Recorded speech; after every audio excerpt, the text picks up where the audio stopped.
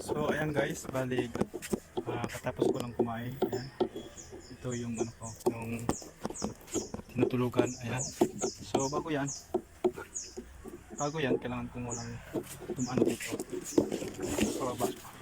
So doon lang yung hinukayan ko ng lupa. Doon lang para sa baba na yon. Malapit lang kaya dito ko ginusto mag-stay sa taas. Kasi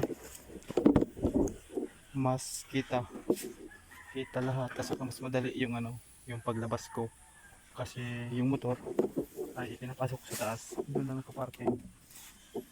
Mas maganda man dito sa baba pero mas ginusto ko doon kasi mas malapit pagpalabas. So yun lang. Yan. So yan guys, bali punta na ako doon.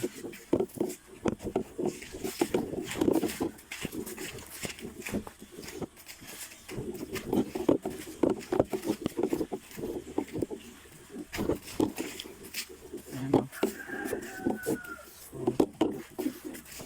So malapit na matapos, mga ibang araw pa o apat. Yan, ganun lang gawin ko dyan. So yun guys, simulan ko na.